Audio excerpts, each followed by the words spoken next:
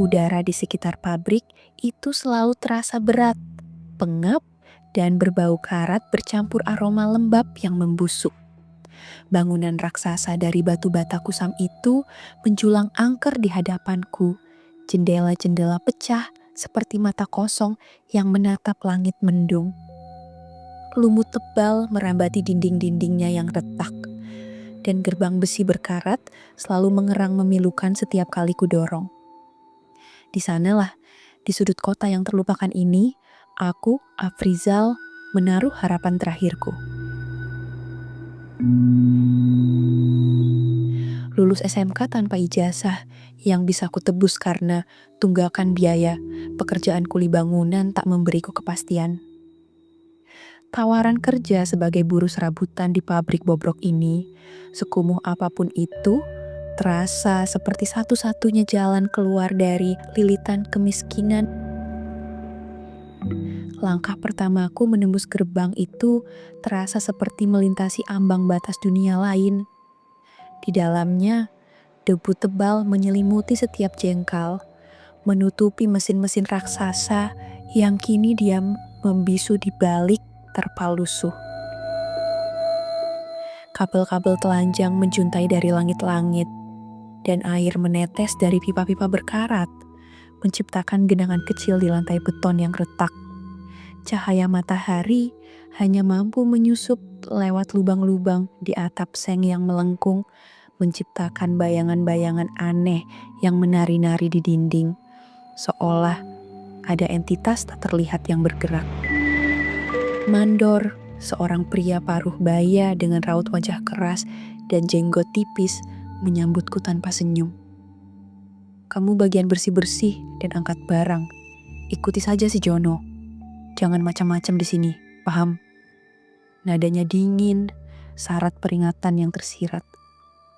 Mandor itu sendiri tampak kelelahan dengan kantung mata hitam yang dalam, seolah ia juga terjebak dalam lingkaran suram pabrik ini. Jono, rekan kerjaku yang akan menjadi mentorku, adalah pria kurus berwajah lelah dengan tatapan kosong. Ia jarang bicara, namun setiap bisikannya terasa memendam rahasia kelam. Saat kami membersihkan area yang penuh sarang laba-laba raksasa dan debu tebal yang membuatku sesak napas, Jono tiba-tiba berbisik.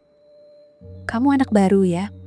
Jangan heran kalau dengar suara aneh atau lihat penampakan di sini. Pabrik ini berhantu. Ada yang bilang nenek-nenek, ada yang bilang anak kecil. Mereka sudah di sini jauh sebelum kita. Aku hanya bisa mengernyitkan dahi, berusaha mengabaikan bulu kuduku yang tiba-tiba meremang. Namun, setiap kali aku menoleh, pandanganku selalu menangkap sudut gelap yang terasa lebih gelap dari seharusnya. Seolah ada sesuatu yang mengintip dari sana. Sebuah perasaan tidak nyaman mulai menyelimuti. Malam pertama di mes pekerja yang pengap dan lembab, aku memejamkan mata dalam kepenatan.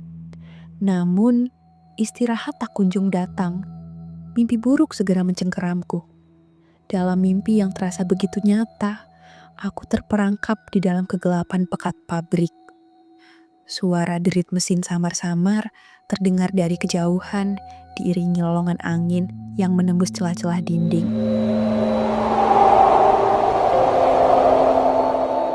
Tiba-tiba, dari kegelapan muncul sesosok nenek-nenek. Gaun putihnya compang-camping dan bernoda darah kering, seolah ia baru saja lolos dari sebuah tragedi berdarah. Rambut putihnya panjang terurai, menutupi sebagian wajah pucatnya yang keriput. Matanya merah menyala, memancarkan kengerian yang dalam, dan kuku-kukunya hitam serta panjang melengkung, tampak mengerikan seperti cakar. Nenek itu melayang perlahan, mendekat tanpa suara, lalu menindih tubuhku. Rasa berat yang tak tertahankan mencekiku, membuatku sesak napas. Aku mencoba berteriak, namun suaraku tertahan di tenggorokan. Mulut nenek itu terbuka lebar, mengeluarkan teriakan tanpa suara yang menusuk hingga ke relung jiwaku. Sebuah jeritan hening yang lebih menakutkan daripada suara apapun. Aku terbangun dengan napas terengah-engah, keringat dingin membanjiri wajahku. Itu hanya mimpi, aku meyakinkan diri berulang kali.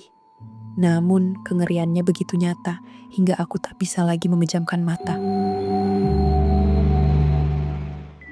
Jantungku berdebar kencang, seolah baru saja berlari maraton. Teror itu tak berhenti di mimpi. Beberapa hari kemudian, aku dipindahkan ke bagian mesin penggiling. Mesin itu sangat besar, berisik, dan berputar dengan ritmis yang menakutkan seperti detak jantung monster baja. Cahaya di area itu remang-remang, hanya diterangi oleh lampu neon yang berkelap-kelip, menciptakan bayangan-bayangan bergerak yang seolah mengawasiku dari setiap sudut. Saat aku membersihkan bagian luar mesin, sebuah bisikan dingin dan serak tiba-tiba menyusup ke telinga kananku, begitu dekat hingga aku bisa merasakan napas dinginnya. Darahmu, milikku. Aku menoleh ke belakang dengan cepat, mencari sumber suara. Tidak ada siapa-siapa, hanya tumpukan besi tua dan kegelapan.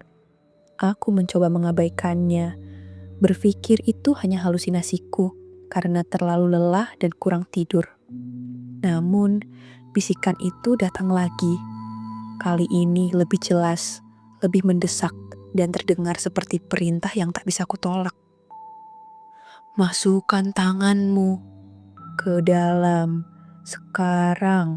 Suara mesin penggiling yang tadinya rutin kini terdengar seperti lolongan lapar yang mengundang, memanggil-manggil namaku. Perlahan, pandanganku menjadi kosong. Pikiranku terasa dikendalikan. Mataku tak fokus, seolah jiwaku ditarik keluar dari tubuhku.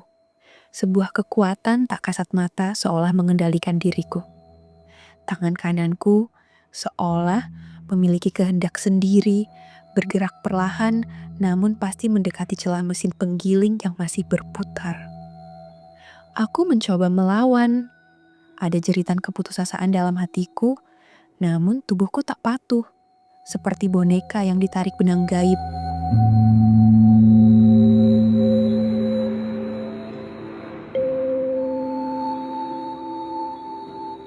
Detik-detik berikutnya adalah neraka yang tak terlupakan, sebuah adegan yang akan menghantuiku selamanya.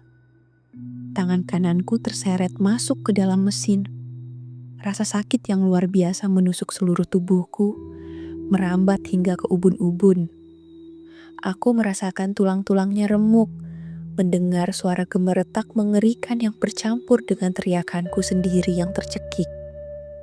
Darah muncrat, membasahi wajahku, menodai lantai beton.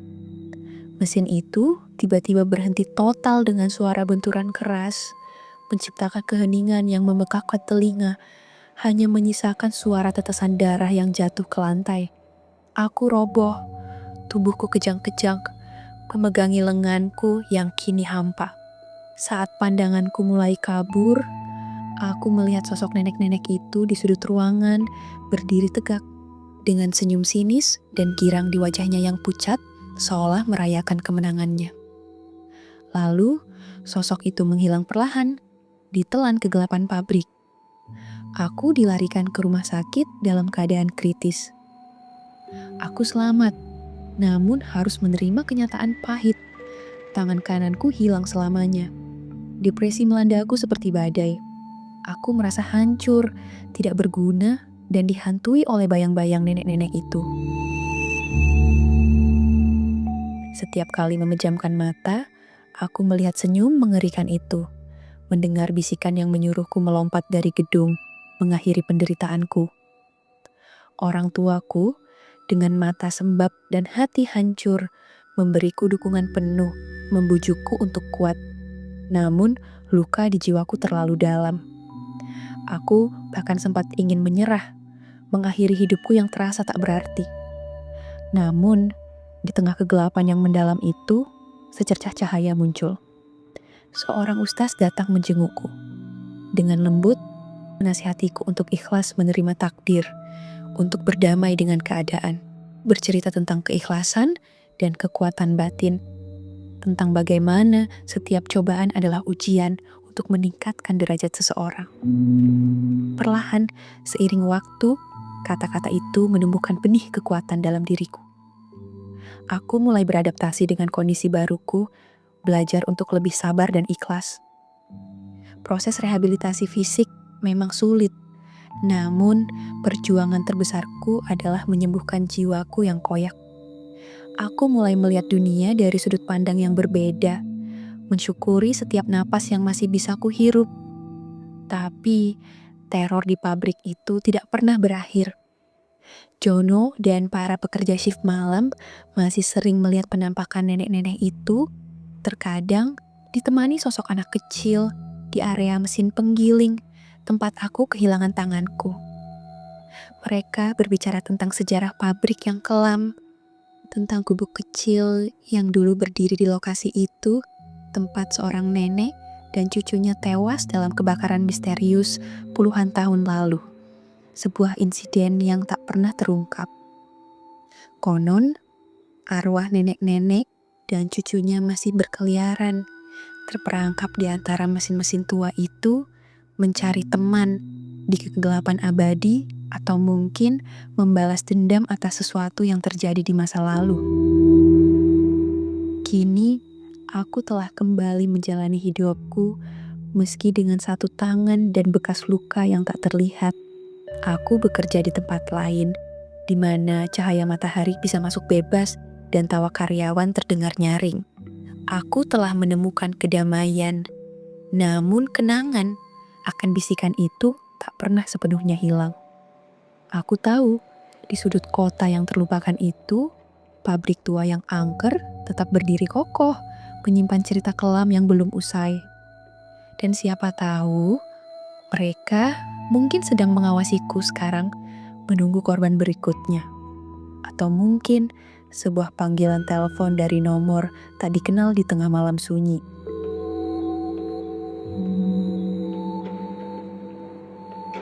Kalau kalian punya cerita horor, mistis, dan sejenisnya, bisa kirim ke email di deskripsi ya.